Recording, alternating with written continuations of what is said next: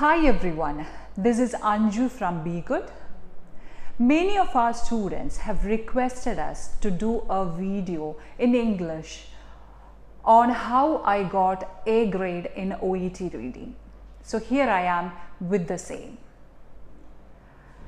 Let's begin. I started my practice session just to crack OET reading. But later I realized that it will not be an easy task. So I thought of having a desire to learn English and started practicing with that thought, and it helped me to have a better way of learning. So I started to have my desire to learn English and started to score well. So my advice to you guys is to have a desire to learn English rather than just to crack OET. Definitely it will help you to score high. Reading is a module in which you can learn a lot of vocabularies. You can have a bank of vocabularies, a stock of vocabularies with just practicing OET reading or just reading anything. Learn synonyms while you read. It will help you to score high. So let's begin with reading module. In OET reading, we have three parts: part A, part B, and part C. Reading module is of 1 hour. In A part, we'll be getting 15 minutes and we need to complete 20 questions with just 15 minutes. There are 3 types of questions. They are matching or locating the information, short answer type of questions, and fill in the blanks or completing the sentence type of questions. Locating the information means there will be 4 texts in the A part. Text A, text B, text C, and text D. In locating the information type of questions, they will be asking a question. We need to find where in the passage the information is given. If it is in the text A, we just have to write A in the answer, in the place to write your answer. Like that, we have to finish around 6 to 7 questions. Then comes the short answer type of questions. We will be asked to find some data from the passage and we have to write that word or short phrase in the place to write your answer. And in fill in the blanks type of question, we have to fill a gap to complete a sentence. So these are the types of questions. We have 20 questions. As I said before, we need to finish all our questions with just 15 minutes. But before starting to read your questions and your answers, just take 1 minute to read the texts.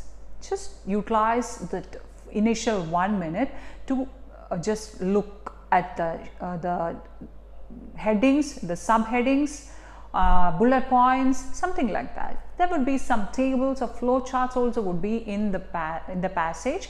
Just read the headings and main points in each paragraph, in each text. Find out what information is given in which area. Just make a note of it. If it is the definition, just write it in the side of the paragraph. If it is some management, pharmacological management or some surgical management, something like that, just note it down, pharmacological management, or just like that. Don't write completely, just make a note of it. Then complete the complete text. Then start with the questions. I never started with question number 1. I always did the first type of questions at the end of the A part. By the time we finish the fill in the blanks and short answer type of questions, we would be having an idea of where all the things are given. So I started with short answers, then with fill in the blanks questions, and then at the end that matching information types of questions. Initially, I found it difficult to finish it within 15 minutes, but I made sure that I will not take more than 15 minutes to complete my task. And also I started to limit the time limit, that is with just 14 minutes or 13 minutes or 12 minutes or 10 minutes, like that I used to reduce my time limit to finish completing the passage, the A part. So it helped me to have little more time to check or proofread my answers. We all would be stressed on our exam, right? So when we are stressed, there are chances of making a lot of mistakes in our answers. So if we don't proofread, it will reduce our marks. So with practicing like limiting time limit, it helped me to have some extra time to check my answers, and it helped me to have more time on some difficult questions to complete my answers. With 15 minutes, do you think it will be able to finish your 20 questions? For each question, approximately 45 seconds can be given. But if you take more than that, it will be difficult to finish all questions. So make sure that don't get stuck in between. Don't waste more time on each question. Move on. If you don't find the answer of it, just write something what you got until that and just move on. Then just go to the other questions. One thing I used to do is I used to read 2 questions at the same time, and I used to try to find answers from the passage. Sometimes it was successful. I could get 2 answers together if it was given near in the passage, but sometimes I couldn't find together. If I find one answer, I just write it and then I find the next answer also. So it helped me to have a little more time at the end. Then I considered each practice session as my real exam.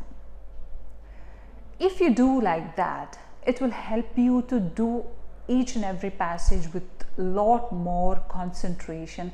And if it is your real exam, would you think you will give up in between, saying that it is very difficult for me to practice? Never, right? So consider it like that. Consider it as your real exam. So give your maximum when you practice itself and help you at the exam. Don't give up. Just try again, even if you face challenges or failures. Don't be depressed. If you're getting less marks, don't get depressed. Just try to challenge yourself. I used to challenge myself, which helped me to gain a little more marks. If I get 5 marks in one text, I used to do again, or when I do another passage, I used to make sure that I'll get 10 or 15 marks in the next time when I practice. So make it a habit to challenge yourself. Improve from your mistakes. Learn from your mistakes. It will help you, definitely. Try to be calm. I know that all will be stressed on your exam, but there is no easy way. Just try to be calm. That's it. Do something to reduce your stress level. Okay. Now let's move on to part B and C. Now we already completed 20 questions and 15 minutes in A part. We have 45 minutes remaining in our reading test. Once we finish our A part, they collect our answer sheet and we'll be getting time to start our B and C parts. So with 45 minutes, we have to finish 22 questions. The question type is multiple choice question. There will be different types of multiple choice questions in B and C parts. In B part, we'll have 6 questions, and in C part, we have 2 texts, text 1 and text 2, 8 questions in each text. In B part, there will be a paragraph in which around 150 words would be there, and 1 question will be there and 3 options to choose your answer from. So how you have to do this B part? I used to approach in 2 ways. I read the paragraph first, then I go to question, then options, find my answer, answer it. And there is a second way. I read the question, then to paragraph, then to my option. You can choose either way. There is no strict rule in this. Whichever way is better for you, choose it. Read paragraph, understand the meaning, find your answer and choose the option. Shade it. This is how you have to do your answer. Don't take more than 2 minutes for each question.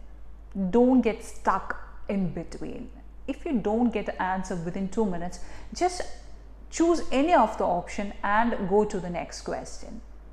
It will help you to finish all the questions, and if you get enough time at the end of the test, come back and finish it. Now about C part.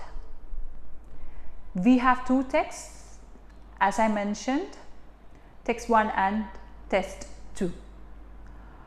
We have 8 questions, multiple choice questions, 4 optioned multiple choice questions. In B and C parts, there would be 2 types of questions.